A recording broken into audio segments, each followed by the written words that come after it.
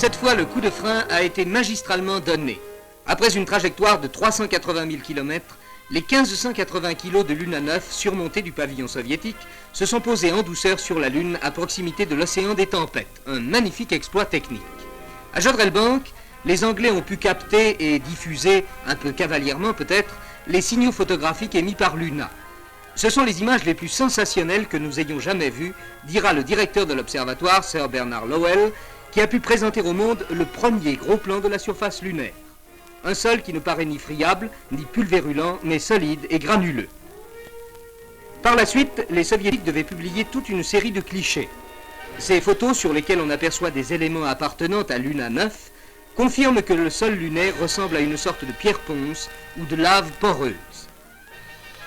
Voici donc le terrain que fouleront les premiers visiteurs de la Lune. Au train où vont les choses, il pourrait y être avant 1970.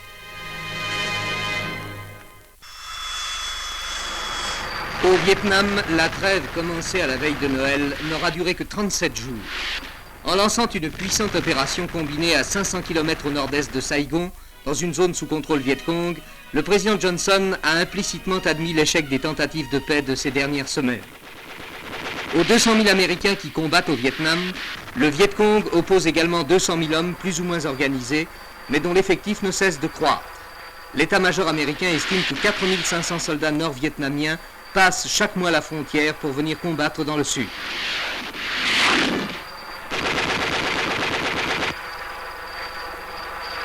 Bilan de cette opération, 700 Viet Cong hors de combat, 180 prisonniers auxquels il convient d'ajouter plusieurs centaines de suspects. Plusieurs villages ont été rasés.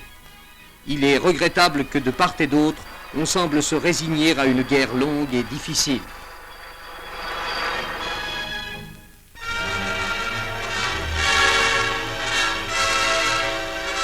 Cette semaine, le chancelier de l'Allemagne de l'Ouest a été reçu à l'Élysée par le président de la République française. Une visite aujourd'hui presque banale et qui s'inscrit dans le cadre des consultations régulières prévues par l'accord franco-allemand. 21 ans après l'effondrement du nazisme, que de chemin parcouru. D'un champ de ruines, la République fédérale d'Allemagne est devenue un pays actif et florissant de 58 millions d'habitants. Une nation qui ne connaît ni pauvres ni chômeurs. Un pays où les magasins regorgent de produits de toutes sortes et où le tour de taille est redevenu un souci quotidien. Partout, c'est le reflet d'une fantastique activité, d'une volonté de construire et de créer qui place l'Allemagne occidentale au premier rang des nations européennes et au deuxième rang mondial pour le commerce. Sa formidable industrie a maintenant largement dépassé les niveaux records de 1936. Son réseau d'autoroutes est de loin le plus important d'Europe. Et sur certains de ces aéroports, on compte parfois sur les lignes intérieures un départ toutes les 5 minutes. Pourtant, c'est une nation déchirée. De la Baltique à la Tchécoslovaquie, la frontière a coupé l'Allemagne en deux parties. Une frontière entre deux mondes, l'occidental et l'oriental. Seuls quelques couloirs, quelques cordons ombilicaux relient l'Allemagne de l'Ouest au secteur occidental de Berlin. Berlin-Ouest, c'est encore un monde à part. Les capitaux exempts d'impôts y affluent. Le volume des affaires y est colossal, le rythme de la construction le plus élevé d'Europe. La nuit, un tourbillon d'enseignes et de néons témoigne de la prodigieuse activité de l'ancienne capitale allemande.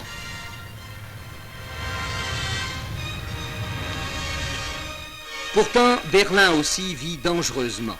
Berlin coupé en deux par le mur qui marque là aussi la limite de deux mondes. À l'ouest, la facilité, à l'est, les difficultés.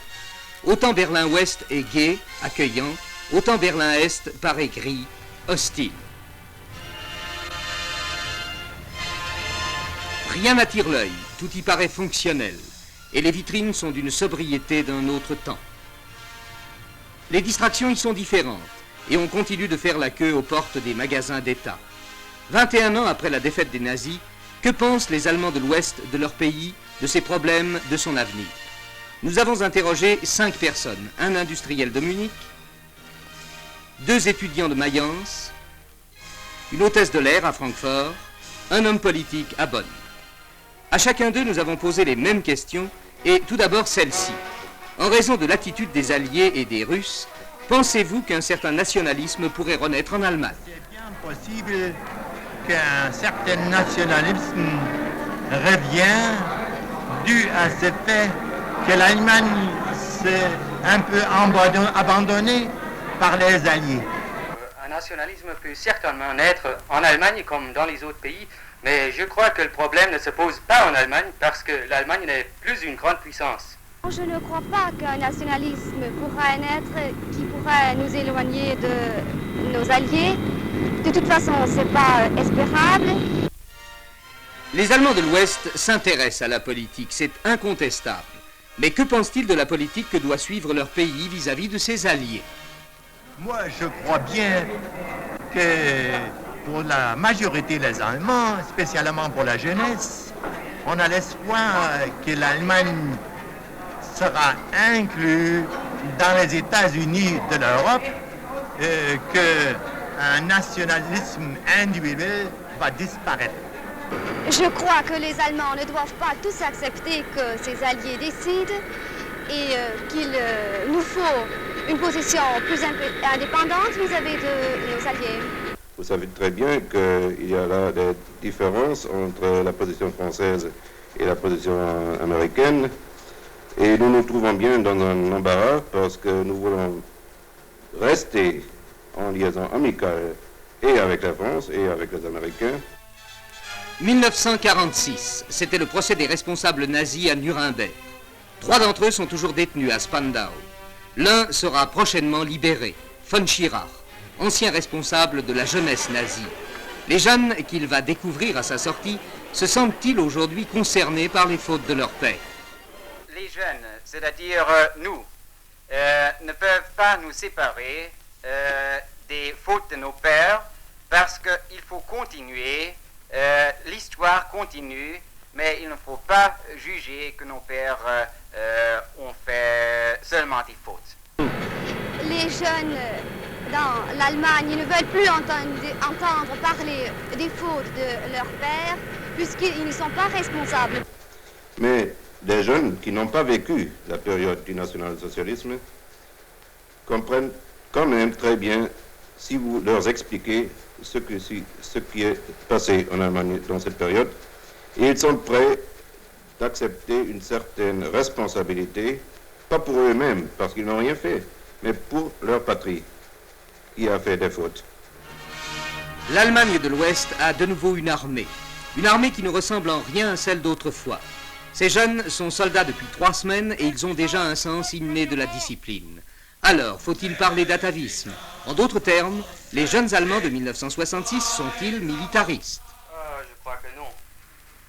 Je dirais même qu'aujourd'hui, les jeunes Allemands ont horreur de tout ce qui est militaire, du service militaire ou de tout ce qui vient du domaine militaire. Ah non, monsieur, pas du tout. La jeunesse actuelle n'est pas du tout militariste. Avant la guerre, si un jeune voulait avoir succès avec une fille, il a mis son uniforme. Aujourd'hui, c'est exactement le contraire. Les filles préfèrent le civil et pas les uniformes. En fait, un seul problème intéresse l'Allemand, la réunification de son pays. Mais cette réunification lui paraît-elle une condition nécessaire à la construction de l'Europe? Les pays de l'Europe de l'Est ont toujours peur de l'Allemagne. Et personne ne peut dire qu'ils n'auront pas raison. Alors, s'ils verraient qu'une Allemagne indépendante se recréerait avec toutes ces forces qu'elle a connues avant la guerre, cette peur puisse très bien s'expliquer. Mais si une Allemagne unifiée sera intégrée dans une Europe ensemble avec la France et les autres pays pour lesquels l'Europe de l'Est a plus de confiance, je crois que la réunification de l'Allemagne sera plus facile.